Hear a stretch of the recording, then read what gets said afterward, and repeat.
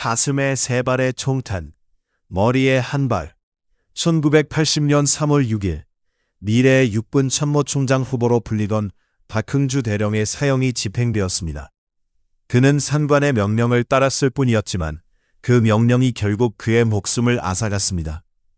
김재규가 박정희 대통령을 시해하는 데 동원되었던 박흥주는 대한민국 만세, 대한육군 만세를 외치며 삶을 마감해야 했습니다. 그가 남긴 가족은 갓난아이 아들과 어린 2딸이었으며 당시 그의 나이는 겨우 40세도 채 되지 않았습니다. 더욱이 김재규의 재판조차 끝나지 않은 상황에서 박흥주는 가장 먼저 사형을 당해야만 했죠. 왜 그가 서둘러 사형당해야 했는지, 그리고 그의 죽음 이후 가족들은 어떤 삶을 살아갔는지 살펴봅니다. 당시 현역 군인이었던 박흥주 대령에게 김재규는 명령했습니다. 박 대령은 경비원들과 함께 주방의 경호원들을 모두 제거하라. 이것은 혁명이다. 군인에게 상명하복이란 무엇을 의미할까요?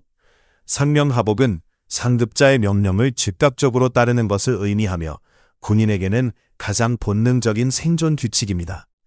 김재규는 직속 부하들의 무조건적인 복종이 필요했고, 그래서 1.16 사건 당일 거사 직전 약 30분 전 박흥주에게 명령을 내렸습니다.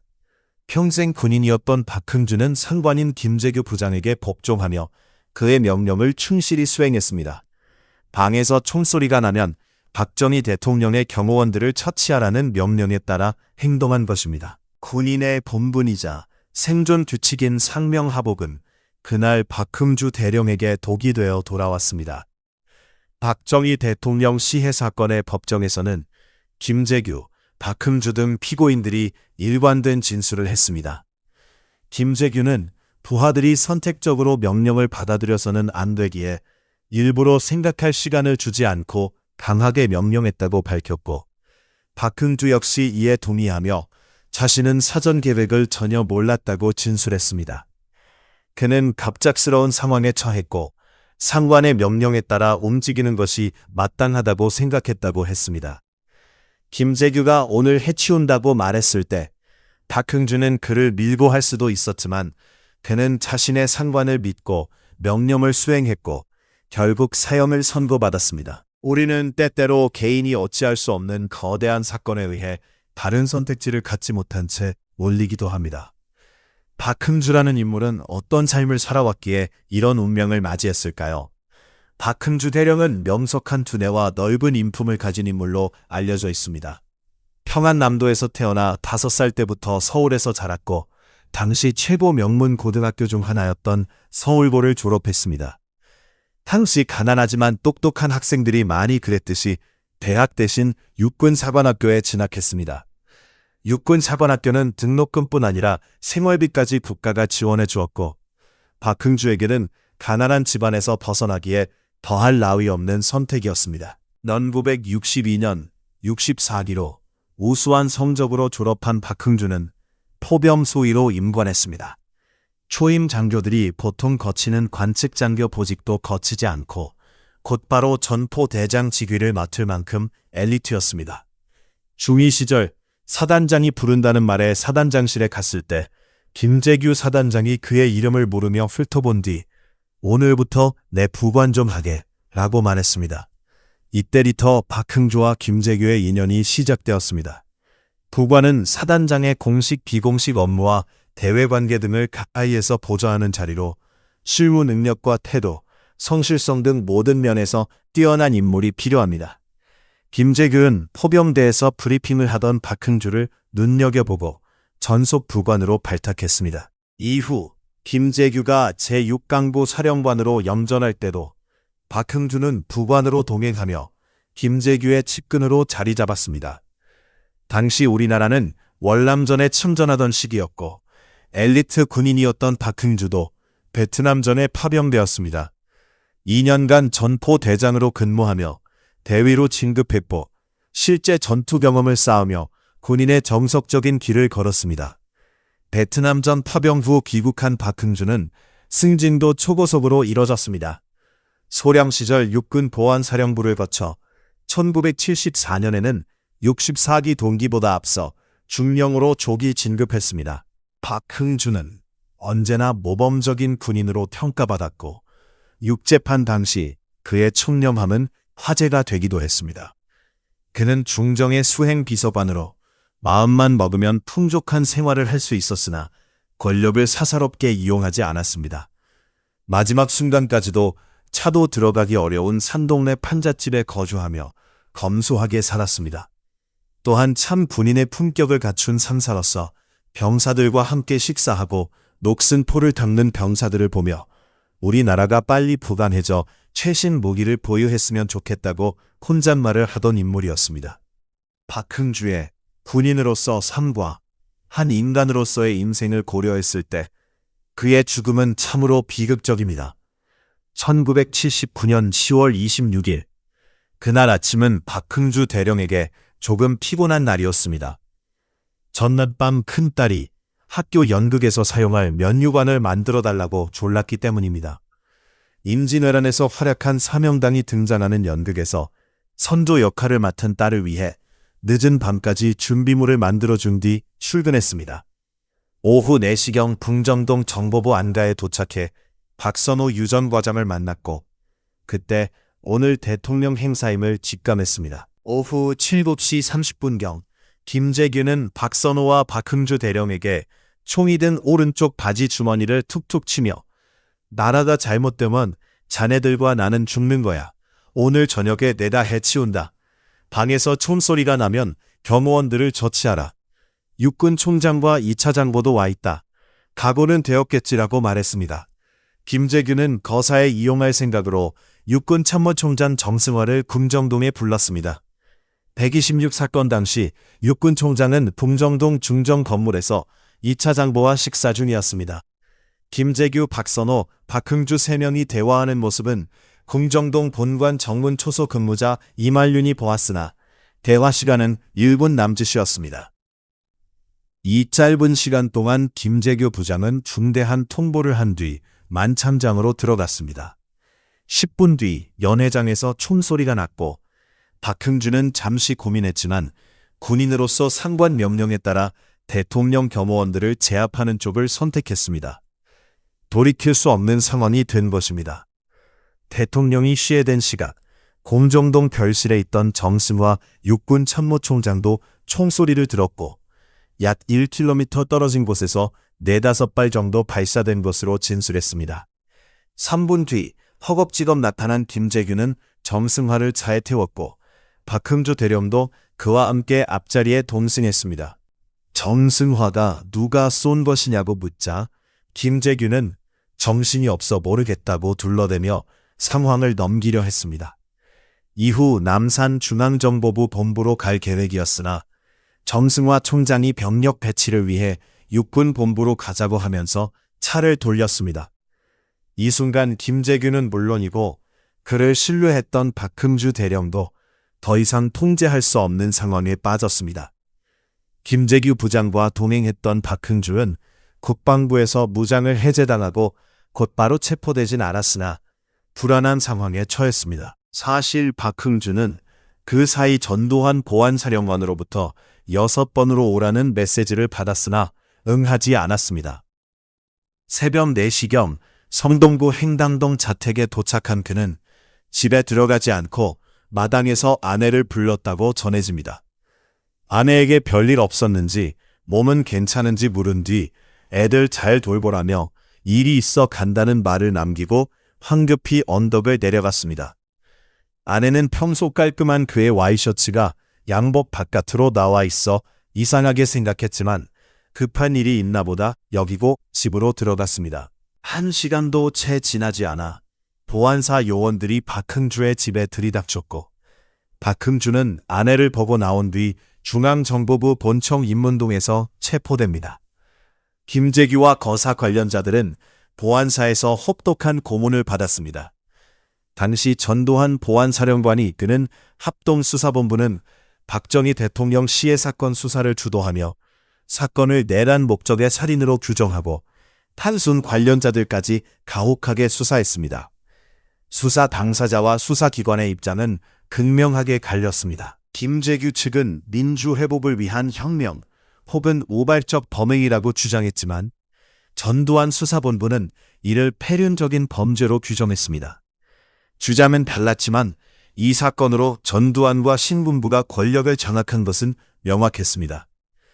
상황은 한 개인이 감당할 수 없는 수준을 넘어선 지 오래였고 박흥준은 그 누구보다 혹독한 상황에 처하게 되었습니다. 박정희 대통령 시해 후 신군부는 2.23.2태를 통해 군 권력을 장악했고 김재규 등 관련자들의 수사가 진행되면서 군 내부는 동요했습니다. 이 동요를 잠재우고 군 기강을 바로잡기 위해 희생양이 필요했고 신군부가 박흥주를 희생양으로 삼았다는 주장이 많습니다.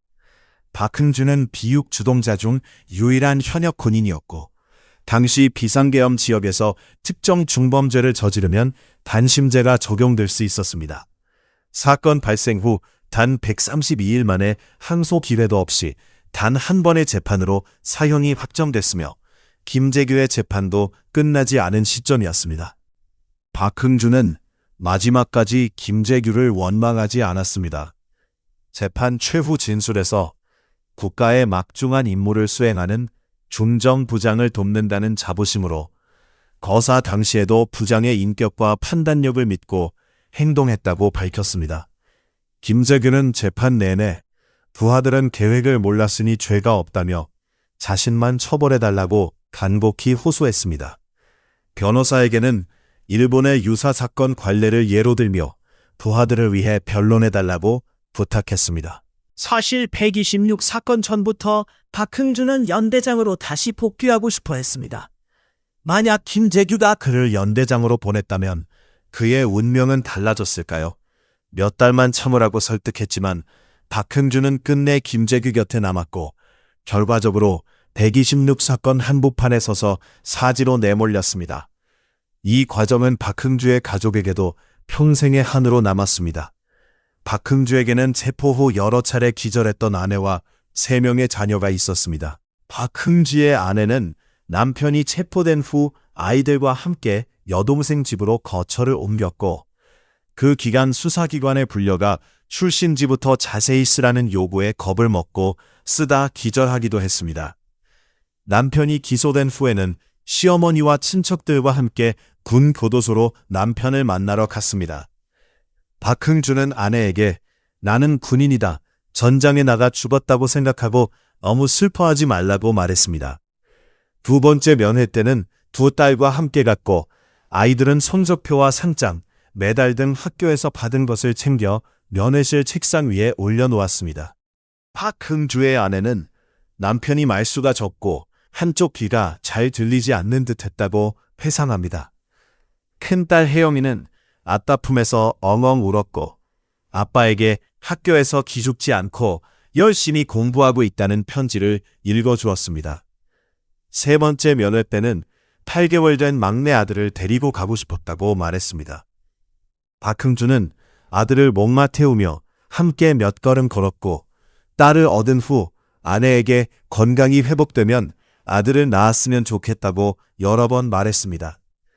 아내가 왜 아들을 그리 원하냐 묻자 그는 딸은 목마를 태울 수 없지만 아들은 목마 태우기 좋지 않소 라고 웃으며 답했다고 합니다. 면회 시간이 끝나갈 무렵 박흥주는 아내와 두 딸에게 쪽지를 몰래 써주었습니다. 그 쪽지는 유서의 일부였는데 세상에 어떤 말이 있어 당신에게 위로가 되겠소. 오직 당신이 이 슬픔을 굳세게 이기고 사랑하는 우리 아이들을 위해 의연하게 참아주기를 바랄 뿐이요. 부모가 되기는 쉽지만 부모 구실을 하기는 참으로 힘든 일인가 보구려. 그리고 우리 사회가 죽지 않았다면 우리 가정을 그대로 놔두지는 않을 것이요. 정신적 경제적으로 도와줄 것이라 믿고 설사 그렇지 않더라도 의연하게 떳떳이 살아가면 되지 않겠소. 라는 내용이었습니다. 이렇게 3번의 면회를 끝으로 아내는 남편을 다시 볼 수 없었습니다. 훗날 아내는 마지막 면회인 줄 알았다면 당신을 이 세상에서 가장 존경한다. 당신은 그때 그렇게밖에 할 수 없었다고 말해주고 싶었다고 했습니다. 남편을 잃은 아내는 한순간 가장이 되었고 생전에 청렴하게 살았던 박흥주는 산동네 10평 탄잣집에 살 정도로 모아둔 재산도 많지 않았습니다. 유족연금도 없었는데 이는 김재규나 박선호 등 다른 관련자 유족에게 일부 연금이 지급된 것과 대조적입니다. 다른 12.12 유족들은 공무원법 적용을 받았으나 박흥주는 군인연금법 적용으로 연금을 한 푼도 받지 못했습니다. 이와 관련해 전두환의 신복이던 장세동마저 유족에게 연금이라도 지급하자고 전두환에게 건의했으나 전두환은 반란수기의 부하에게 연금은 없다며 거절했다고 전해집니다. 박흥주의 아내는 우유공장, 우동집, 빵집 등을 전전하며 억척스럽게 아이들을 길렀고 이 과정에서 대장암 등 병마와도 싸워야 했습니다. 다행히 아이들은 잘 자라 두 딸은 장학금을 받으며 고등학교를 다녔고 큰딸은 훗날 독일 유학을 통해 박사학위를 받았습니다. 아들은 고등학교 입학 즈음 좋은 교육 환경을 위해 압구정 아파트로 이사할 수 있었는데 이는 지인의 후원이 있었기에 가능했습니다. 박흥주는 유서에 가족을 걱정하며 우리 가족을 도와줄 사람들이 우리 사회에 분명히 있다고 적었습니다. 박흥주를 아꼈던 서울고 동기들도 수십 년간 유족을 도왔고 육사 동기들도 90년대 중반 이후 민주화가 이루어진 뒤 생계 지원, 국민묘지 이장, 재심 청구 등을 통해 동기의 명예회복을 위해 움직였습니다. 아내 김유출 씨의 남은 소망은 남편 박흥주 대령이 평생 소원대로 국민묘지에 묻히는 것이었습니다. 박흥주는 신분이 하영수로 처형되어 국민묘지에 묻히지 못하고 포천의 재림공원 묘지에 안장되었다가 현재는 포천 소울 동신교회 묘역에 모셔져 있습니다.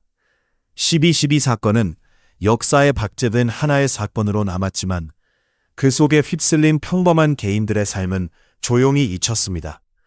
오늘 우리는 12.12 사건 속에 잊힌 박흥주 대령의 삶을 들여다봤습니다. 여러분은 그의 삶을 어떻게 평가하시나요? 그는 평생 청렴하게 살았고 명령에 복종하는 것을 군인의 의무로 알았던 사람이었습니다. 그런 그에게 존경하던 직속 상관이 대통령 경호원들을 모두 없애라는 명령을 내렸습니다. 고작 30분 전에 말입니다. 이 상황에서 거역은 박흥주 대령에게 과연 가능한 선택지였을까요? 여러분의 생각을 댓글로 나눠주세요. 이 땅의 역사는 우리의 하루하루가 쌓여 만들어진 기록입니다. 격동의 시대를 묵묵히 지나온 모든 분께 존경의 마음을 전합니다. 구독과 좋아요로 저희 기록을 응원해주세요. 다음 시간에도 대한민국 역사를 되짚어 보겠습니다. 지금까지 대한민국 연대였습니다.